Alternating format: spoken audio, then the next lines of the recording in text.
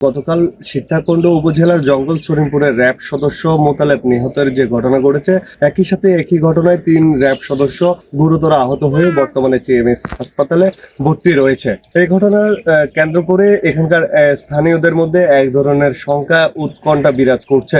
আমরা আজ সারাদিন এখানকার স্থানীয়দের সাথে কথা বলে ঘটনার সূত্রপাত জানার চেষ্টা করেছিলাম এবং আইন শৃঙ্খলা রক্ষাকারী বাহিনীর সাথেও আমরা কথা বলেছিলাম।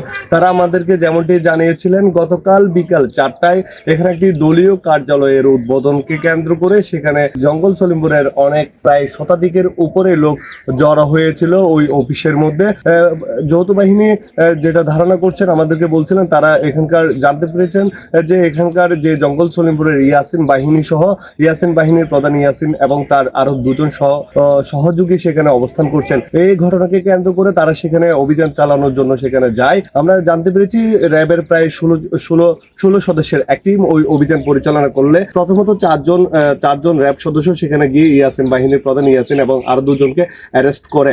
এরপরেই ঘটনা পাল্টে যায় দৃশ্যপট। তারা ওইখানকার স্থানীয় যারা ওইখানকার উপস্থিত ছিল তারা র্যাব সদস্যের উপর হামলা চালায়।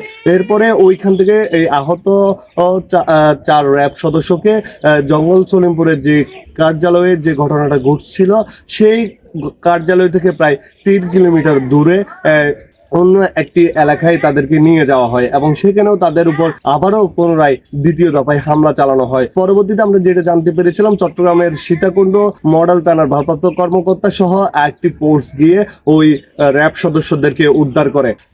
এরই মাঝে আমরা আপনাদেরকে আরেকটা বিষয় জানিয়ে রাখতে চাই, এই জঙ্গল সলিমপুরকে নিয়ে বেশ কয়েকবার অভিযান পরিচালনা করা হয়েছিল। অভিযান পরিচালনা করলেও সেখানে অদৃশ্য একটি কারণে এ সকল অভিযান বন্ধ হয়ে যায়। এখানকার স্থানীয়রা যারা এখানকার বসবাস করছেন তারা আমাদেরকে জানিয়েছেন, যতদিন যাচ্ছে এখানে বিভিন্ন ধরনের সন্ত্রাসী গোষ্ঠী এখানে আশ্রয় নিচ্ছে এবং একটি মহল তাদেরকে আশ্রয়পত্র দিচ্ছে বলে আমাদেরকে জানিয়েছেন। তারা চাচ্ছে এখানকার যে বাসিন্দারা রয়েছে তারা যেন নিরাপদে এখানে বসবাস করতে পারে সেই বিষয়ে নজর দেওয়ার জন্য। এবং আমরা এখানকার বসবাসরত আরো স্থানীয় অনেকজনের সাথে কথা বলেছি, তারা যেমনটি জানিয়েছেন এখানে যদি প্রশাসনের যে আইন শৃঙ্খলা বাহিনীর কোনো যদি ক্যাম্প স্থাপন করা হয় তাহলে সেই ক্ষেত্রে এই অঞ্চলটা একটু কিছুটা নিরাপদ বোধ করবে যারা এখানে বসবাস করছেন তারা।